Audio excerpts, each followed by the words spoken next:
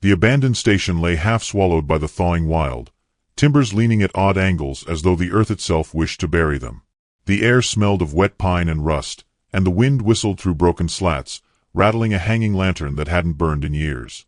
Snow lingered in stubborn patches along the tracks, crusted with mud where the early spring sun had already bitten into the frost. The whistle of the departing train had long since vanished into the mountains, leaving only silence and the faint groan of the structure as if it mourned its own decay. Cinderella Belle stepped down from the last step, her boots sinking into the slush. She carried a battered trunk in one hand, its hinges loose, its paint flaking. The other hand tugged her thin shawl tighter around her shoulders, though the damp had already seeped into the cloth. She looked up and down the deserted stretch of track, her breath shuddering in the cold, and realized with a sinking weight that no one was waiting. The letter she had clutched all the way from Missouri burned in her pocket, promising a husband and a new beginning, but here there was nothing. No man, no wagon, no road that seemed to lead anywhere but wilderness. Just silence. The hollow ache in her chest grew heavier when the sound of laughter cut through the stillness. Two men stepped out from the side of the building where weeds climbed the walls. Their boots sloshed through the melting snow, and their eyes glimmered with the hungry gleam of those who had been waiting. One carried a bottle, his coat torn and greasy, his beard wild with neglect. The other was younger but mean-eyed, a knife swinging idly at his side.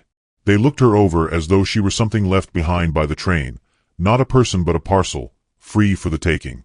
"Well now," the older one drawled, his voice thick with whiskey. "Ain't this a surprise? Pretty bird all alone out here." Cinderella's grip on her trunk tightened, her heart hammering against her ribs. She had left behind cruelty, shame, and the sneers of kin who called her desperate, and here she found herself cornered before her new life had even begun. The younger man smirked and stepped closer, his boots squelching. She took a step back, her heel hitting the edge of the platform. Cold air burned her lungs, and for a moment she thought she might scream, though she knew no one would hear. The sound of hooves broke the tension, steady, deliberate, and unhurried, the sound of someone who rode without fear. Out from the line of firs beyond the station emerged a horse as black as storm clouds, steam rising from its nostrils in the chill. Astride it sat a man of uncommon breadth, his shoulders squared beneath a worn duster that hung heavy with moisture. His face was rough-hewn, dark with stubble, his eyes shadowed beneath the brim of a wide hat. A rifle lay across his lap, not raised, not threatening, simply there, as natural as his breath. Before him on the saddle sat a little girl, no more than 8 years old, her small hands clinging to the reins, her bonnet askew from the ride. The drifters stiffened. The older one spat into the snow and muttered something low, though the tremor in his voice betrayed him. The younger shifted his knife uneasily, but the horseman said nothing. He merely guided the black horse closer, the leather creaking, the steam rising. The rifle remained in his lap, and yet it felt as though it had already spoken. Silence spread, broken only by the horse's snort. "Didn't mean no harm," the older man said, backing a step. His companion followed, muttering curses under his breath. In another breath they were gone, their figures vanishing into the trees, leaving only their prints in the slush. The station seemed to breathe again. Cinderella stood frozen, her trunk still clutched in white knuckles. The man dismounted in a slow, deliberate motion, lifting the girl down with an ease that spoke of habit. She landed softly in the snow, her boots splashing, and immediately her eyes locked on Cinderella's with a wide, unguarded wonder. The man adjusted the rifle, slung it over his shoulder, and stood silent. He was taller than she expected, his presence filling the emptiness around them. He did not ask who she was. He did not offer a greeting. He only watched, steady as the mountain behind him. Then the little girl broke the silence. She tugged her father's coat with small, insistent hands and whispered, though the words carried clear in the cold. "Papa," she breathed, her voice trembling with something between awe and joy. "God finally answered us. I got a mama." The words struck Cinderella harder than the cold ever could. They hung in the damp air, impossible to take back, too heavy for silence to bear. Her throat closed, her eyes stinging with a heat that startled her. She had not been wanted for so long, not by the family who disowned her, not by the man who failed to meet her train, And here a child's hope wrapped itself around her like a thread she had no strength to cut. The man's jaw tightened, his gaze shifting from his daughter to Cinderella. He did not rebuke the child, nor did he confirm her words. His silence was a fortress, unreadable and heavy. Cinderella's lips parted, but no sound came. She wanted to tell the girl she was mistaken, that she was no one's mother, that she was less than what anyone should hope for. And yet the warmth in the girl's eyes left her mute, the words dissolving before they could form. The horse pawed the ground, impatient. The man lifted the girl back into the saddle, then turned his gaze once more to Cinderella. Without asking her name or business, he extended a rough, scarred hand toward her trunk. She hesitated, the weight of choice pressing on her chest. To take it meant to follow, to step away from the wreck of promises behind her and into something unknown. The wind moaned through the station, tugging at her shawl. She let out a slow breath and released the trunk. His hand closed around it with an ease that made her knees weak. He tied it to the saddle as though the matter were settled. Cinderella placed her hand on the stirrup, and the man offered his other arm without a word. She felt the strength in it, the steadiness, and allowed him to lift her up behind the child. The horse shifted beneath them, solid and warm. The man swung up last, settling before them, his silence unbroken. The girl leaned back against Cinderella, her bonnet brushing her chin, as though she had known her all her life. The station faded into the distance as the horse carried them into the darkening pines. Snow fell in fine, ghostly flurries, catching in Cinderella's lashes. Her hands rested uncertainly at her sides until the girl's small fingers found them and held tight. She wanted to weep, to tell the child not to trust her, not to call her mama, but the words would not come. Instead, she clung back, her chest aching with a mixture of fear and fragile, unfamiliar hope. The mountains rose ahead, silent and watchful. The man's broad back loomed steady, his hat brim dripping with melting flakes. He did not turn, did not speak, but his presence was as unyielding as the peaks themselves. The rhythm of the horse's hooves beat against the ground like a promise or a warning, each step carrying her deeper into a story she had never meant to write, yet could no longer walk away from. The last glimpse of the abandoned station vanished behind the trees, swallowed by dusk. Cinderella looked once more at the child's trusting face, at the way her small smile curled even in sleep against her arm. The words the girl had spoken still echoed, weaving themselves into the marrow of her bones. She could not say them aloud, but she felt their weight, their possibility. For the first time since she left her old life, she did not feel wholly alone. And though the man's silence held no promise, it held something else, something that stirred the air between them like the first breath before a storm. Cinderella knew she had been carried into danger and refuge both, and that whatever waited in the shadows of the mountains would test the fragile thread that bound the three of them together. The trail into the mountains wound like a scar through the thawing wilderness, narrow and uneven, edged with snowmelt that rushed in silver streams toward the valley. The air smelled of damp earth and pine resin, sharp and clean, though every gust carried a chill that bit through cloth. Cinderella sat stiff on the horse's back, the child pressed warm against her, her small bonnet brushing Cinderella's chin. Ahead of them rode the man, Edison, though she did not yet know his name, his silence as firm as the peaks that rose around them. His shoulders were a barricade against the wind, broad and immovable, and though he spoke no words of reassurance, the rhythm of his horse's gait steadied her trembling heart more than speech ever could. They rode until the light dimmed to blue. When at last Edison guided them into a clearing, Cinderella glimpsed a cabin nestled at the edge of a stream swollen with meltwater. Smoke curled from the chimney, thin but steady, and a stack of split logs leaned under the eaves. The place was plain, its boards weather-darkened, yet it stood solid against the creeping wilderness. To Cinderella, who had expected nothing but cold boards of an empty room or the cruelty of strangers, it seemed impossibly whole. Edison swung from the saddle and lifted his daughter to the ground. She landed with a soft squeal, her boots splashing in the slush, and immediately ran toward the cabin door. Edison turned then, his gaze falling on Cinderella. Without a word, he reached up and offered his hand. She hesitated, her pulse quickening at the thought of touching him, but his eyes held no demand, only a quiet certainty. She placed her gloved hand in his, and he lifted her down as if she weighed nothing at all. When her boots touched the muddy ground, her knees nearly buckled, and for a moment she leaned against his steady grip. The heat of his palm lingered even after he let her go. Inside, the cabin was warm with the scent of burning pine. Shadows trembled across rough-hewn walls where the fire crackled, throwing amber light on shelves lined with jars and tin cups. A braided rug lay before the hearth, worn but clean, and 2 chairs sat angled toward the flames. A table, sturdy and scarred, bore the marks of years of use. It was no grand parlor, no city dwelling filled with finery, but it was alive with care. Cinderella's chest ached at the sight of it, a sharp reminder of what had been denied her for so long. The girl, Ruthie, tugged Cinderella's hand and pulled her to the fire. "Sit here, Mama," she said, her voice breathless with excitement. The word burned like both a balm and a wound. Cinderella sank into the chair, the warmth seeping into her bones, her shawl steaming where snow had caught. Ruthie fetched a doll from a shelf, its dress torn, its hair matted, and placed it in Cinderella's lap with pride. Cinderella smiled faintly, stroking the ragged doll's face, and felt the child's joy flicker inside her like the firelight. Edison busied himself without ceremony. He removed his coat, hung it on a peg, and set a kettle over the fire. The silence between them was not empty but thick with unspoken things. Cinderella wanted to thank him, to ask his name, to explain how she had come to this abandoned station with a letter and a dream that had already died, but the words caught in her throat. Instead, she let the warmth of the fire speak for her, and he let the clink of metal and the hiss of steam answer.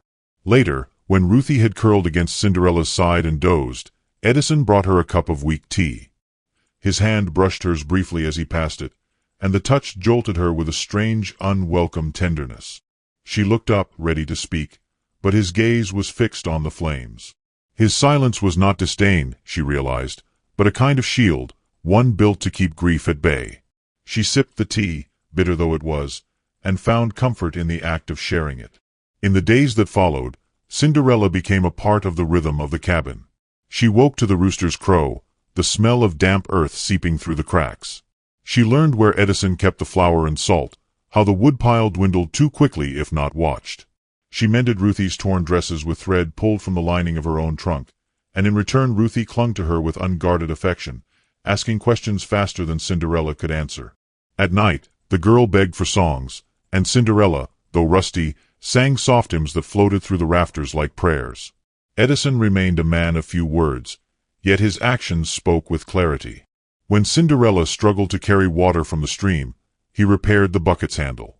When she burned her hand on the iron stove, he fetched snow to press against her skin. When she grew cold at night, she awoke to find her shawl folded thicker around her shoulders, though she had not placed it so. Each gesture chipped at the walls around her heart, and she found herself watching him more often than she should. The slope of his shoulders, the set of his jaw, the way his eyes softened when Ruthie laughed. All of it unsettled her, not with fear but with the possibility of something she had long forgotten, belonging. Yet shadows lingered. One afternoon, as Cinderella knelt in the yard spreading seed in the damp soil, a rider approached. He was a neighbor, a rancher named Jed Carver. His hat sat low, his grin crooked, his eyes gleaming with malice thinly veiled as mirth. He greeted Edison with a sneer, mocking his solitude, then turned his gaze on Cinderella with the hungry curiosity of a man who saw opportunity where others saw people. "Didn't know you were talking in strays, McGraw," he said. The words dripped venom. Edison's silence was iron, his stare unflinching, and eventually Carver spat into the mud and rode on.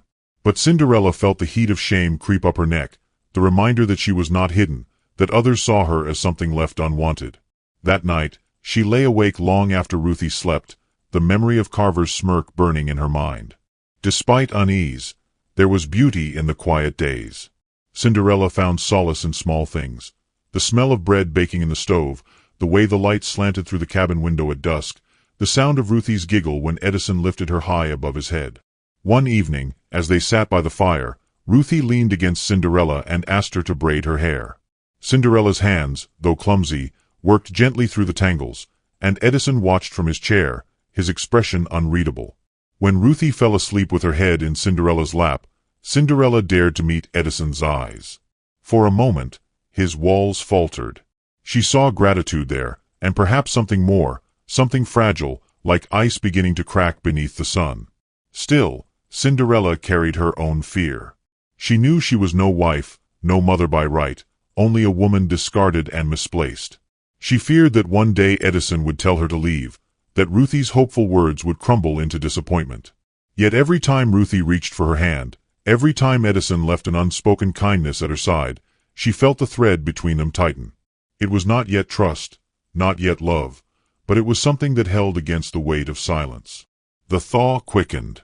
Snow shrank into rivulets that sang through the clearing, and buds swelled on the trees, pale green against gray bark. Life pressed forward, insistent. Cinderella felt it stirring in her as well, though she resisted, afraid of the cost of hope. She busied herself with tasks, scrubbing, mending, cooking, yet her heart beat with an awareness that each day drew her closer to something she could neither name nor stop. One night, as rain tapped against the roof, Cinderella woke to a sound. She rose quietly, careful not to disturb Ruthie, and found Edison at the table, sharpening a knife by lamplight. His face was hard, his jaw set, yet his eyes were far away, lost in some memory. She lingered in the shadows, unseen, and felt the heaviness of his solitude. In that moment she understood. His silence was not only grief but fear, fear of reaching for something that might be taken again. She returned to bed without a word, but the knowledge pressed into her heart like a secret too heavy to hold. The days stretched into weeks, and Cinderella could no longer deny the change within her. She had come to the station abandoned, unwanted, believing herself a burden. Yet here, in the rhythm of this cabin, in the warmth of a child's trust and a man's quiet strength, she felt herself becoming something else. Not whole, not yet, but no longer shattered. The shift was small, almost invisible, but it carried her forward like the stream carving its path through thawing earth. As dusk fell one evening, Ruthie nestled against her and whispered the words again, soft as breath. "You're my mama now." Cinderella's chest tightened. She wanted to deny it, to shield the child from disappointment, yet the words lodged in her throat. Edison, standing in the doorway with the fading light at his back, heard them. His eyes met Cinderella's across the room. For the first time, the silence between them was not a wall but a question, one that neither dared to answer, yet both knew could no longer be ignored. The thaw carried with it a restless energy, the mountains creaking with snowmelt, the streams rising in loud defiance of winter's grip. Cinderella felt it in herself as much as in the land, a stirring she tried to quiet, though every day in Edison's cabin made it harder. Her hands grew rougher with work, her body stronger from labor she once thought herself unsuited for, yet it was not the tasks that changed her but the silent way they stitched her into the fabric of this life. Still, in the quiet hours, when the child slept and Edison retreated into his wordless watchfulness, the weight of her past pressed against her ribs like a bruise that refused to fade. It had begun with a promise, fragile as paper. Back east, Cinderella had been little more than a burden in her kin's house, her presence tolerated but not welcomed. Her father had died of fever, her brothers scattered to rail camps and river towns. Her mother remarried to a man who saw Cinderella's existence as a mark of inconvenience. Whispers followed her, the failed daughter, the one no man claimed. When she answered the advertisement, she told herself it was for survival, but secretly she had hoped for more, a place, a name, perhaps even affection. The man who had written her letters filled them with flowery assurances. She clung to them like rope over a chasm, believing each word. But when the delays came, first the illness of her traveling companion, then the broken axle on the wagon that carried her to the rail, the man's patience frayed. By the time she arrived at the appointed town, he had taken another bride. Cinderella was told she was late, told she was unwanted, told she was foolish to think herself worthy of anything else. That was the truth she had carried west, the truth that pressed against her each time Ruthie called her mama. One evening, as she scrubbed clothes at the stream, Edison sat nearby mending a bridle. He said nothing, as usual, yet she felt the weight of his presence. Words ached in her chest. She wanted to tell him how she had come to be stranded at that station, how she had been cast aside like spoiled meat. Instead she scrubbed harder, her knuckles raw against the board. Edison glanced at her once, his eyes narrowing, but he did not pry. Perhaps he already knew. The mountains taught silence, and Cinderella found herself both grateful and restless beneath it. Edison carried his own silence differently. The more she lived beside him, the more she saw its shape. It was not disdain nor emptiness, but the echo of loss. Ruthie spoke often of her mama, a gentle soul who had died bringing another child into the world. That child had not lived either. The cabin still bore traces of her, a quilt folded at the foot of Edison's bed, a small painting hung crooked above the hearth. Edison never touched these things, never mentioned them, but his eyes hardened when Ruthie spoke of her mama's songs. His grief was a locked door, and Cinderella, though curious, respected the barrier. Yet sometimes, when Edison looked at her without meaning to, she thought she saw the ghost of a question in his gaze. What if another chance were possible? The mountains did not let such thoughts rest. Rumors traveled faster than snowmelt, carried by men whose hearts turned cruel when envy took hold. Jed Carver appeared again one morning, his horse foaming from a hard ride. He leaned on the saddle horn and let his eyes wander too boldly toward Cinderella as she split kindling. "Stray dogs bring wolves," he said to Edison, his voice oily. "Words out you got yourself a woman no one else wanted. Words out she's fair to look at." He smirked, chewing a stem of grass, waiting for Edison to bite. Edison did not rise to the bait. His axe struck wood with finality, and Carver's grin wavered. He spat and turned his horse, muttering about men who hoarded what didn't belong to them. Cinderella's cheeks burned, the shame of being spoken of like chattel cutting deep.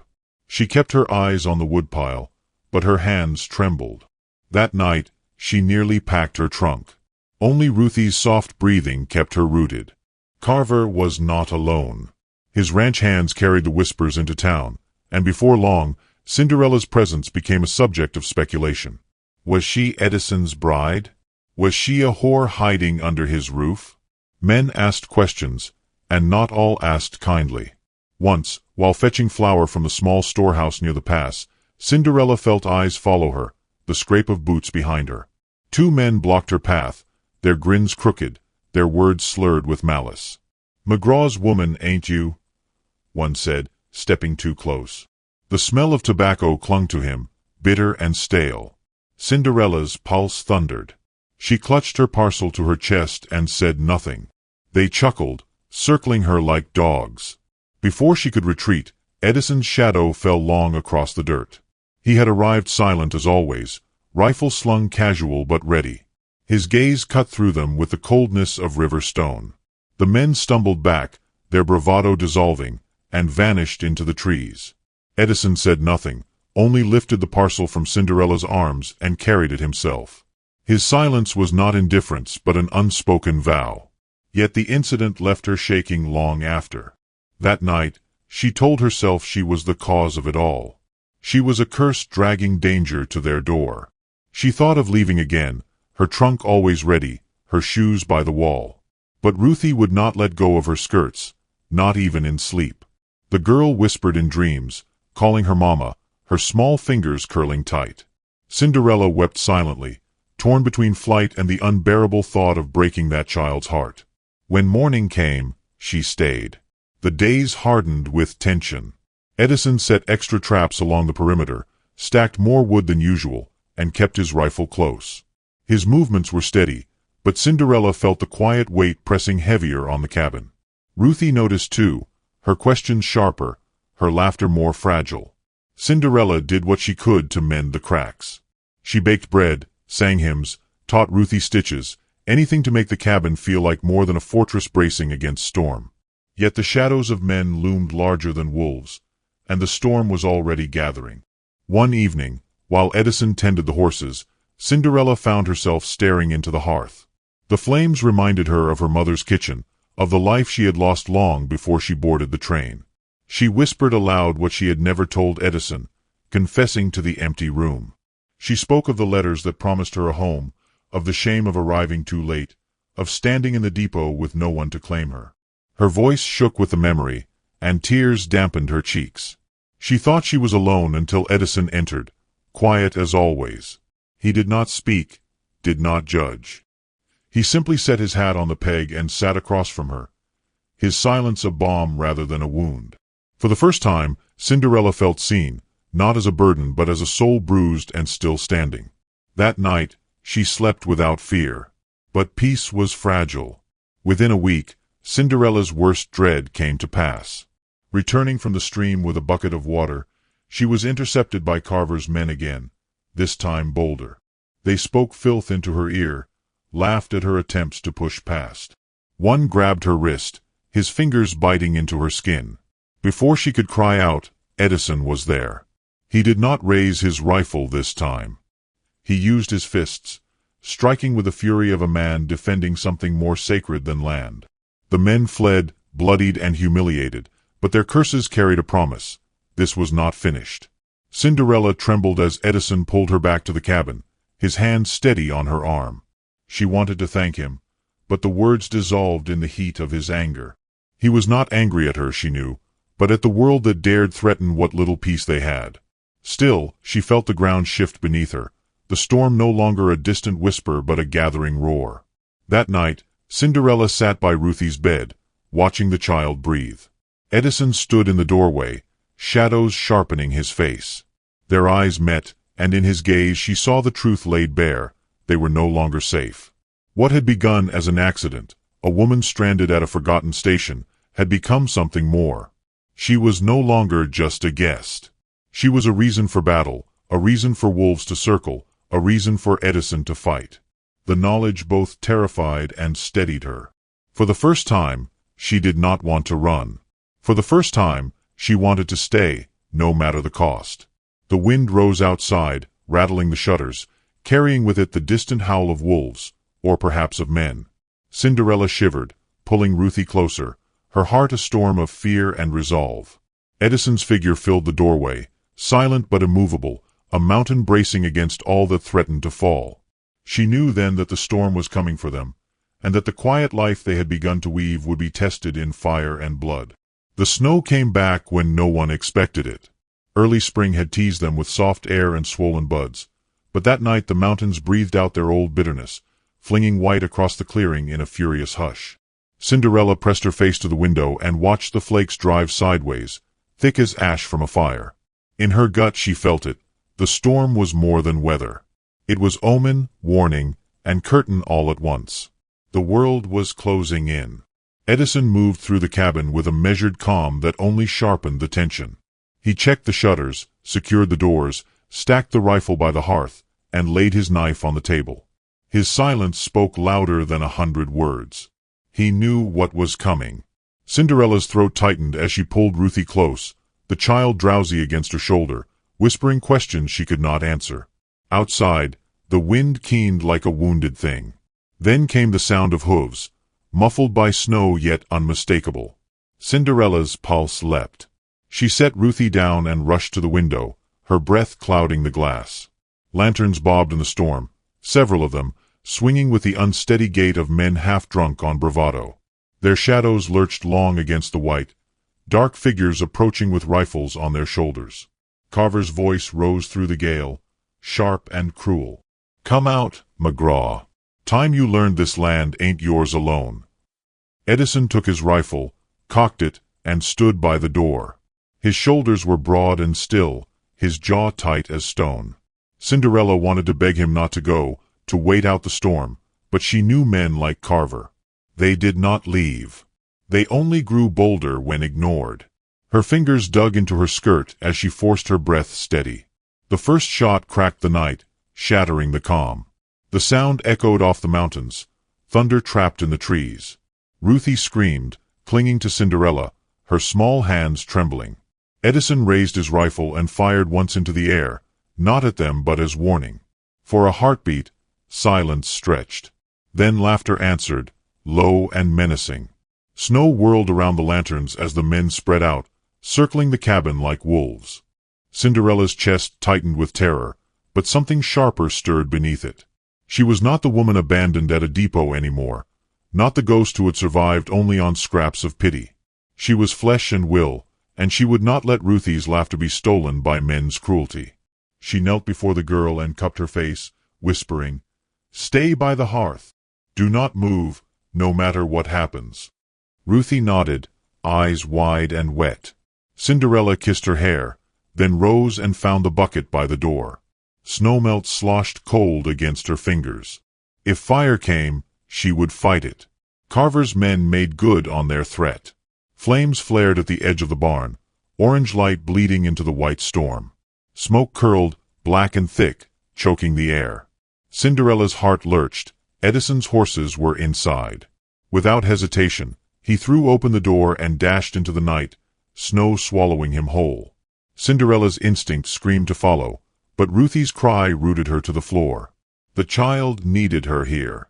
She slammed the door shut, bolted it, and waited, the roar of the fire mixing with the howl of the storm.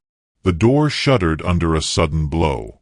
Cinderella spun, breath catching. A figure crashed through the window, shards spraying into the room. A man stumbled inside, Carver's sneer stretched across his face, knife glinting in firelight. Cinderella froze, her body a taut wire of terror, but Ruthie's scream broke her paralysis. She snatched the kitchen knife from the table and planted herself between the intruder and the child. Her hands shook, but she held the blade steady, her voice raw. "You'll not touch her." The man laughed, ugly and mocking, stepping closer. Cinderella's lungs burned, every instinct urging her to run. Yet something fierce rooted her to the floor. She lunged, the knife catching his sleeve, drawing blood. He cursed, fury flashing. Before he could strike, Edison crashed back through the door, snow coating his shoulders, eyes ablaze. He fired without pause, the blast deafening.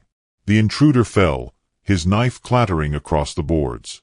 The smell of powder filled the cabin, sharp and choking. Cinderella trembled, her knife still raised, her breath ragged. Edison's eyes found hers, and in them she saw something shift. He had not expected her to stand. Now he knew she would. The fight was not done. Shouts rang outside, Carver's men rallying. Edison shoved the door closed, bracing it with his shoulder. His rifle reloaded in practiced motion. Cinderella pressed Ruthie into the corner, then grabbed the bucket and flung water over the embers that drifted in through the broken window. Smoke hissed, steam rising, the fire retreating. Every action was instinct, driven not by thought but by the raw need to protect. Carver's voice thundered again, closer this time. "You think you can keep her, McGraw? She ain't yours. She's no better than the scraps she came with. Hand her over, and we'll leave you in peace." The words knifed through Cinderella, stirring old shame. For a heartbeat, she faltered, the lies of her past pressing hard. But then Ruthie's small fingers curled into hers, and the shame shattered like thin ice. She straightened, her voice trembling but clear. "I am not his to give, and I am not yours to take."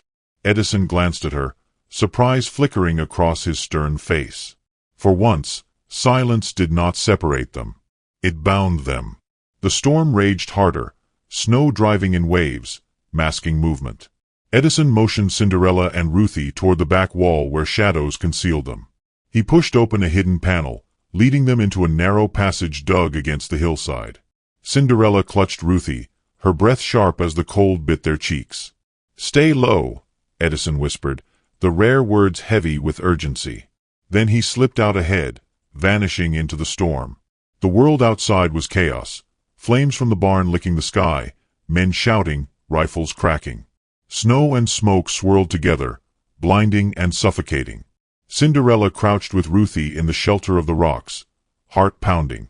She saw Edison's figure move through the storm like a shadow born of the mountain, striking quick, retreating, using the land as weapon. Carver's men faltered, their laughter turning brittle, their courage thinning. Still they pressed, drawn by greed and pride. At last Carver himself stepped forward, lantern raised, his grin wide and wolfish. He called Edison's name like a curse, daring him to show himself.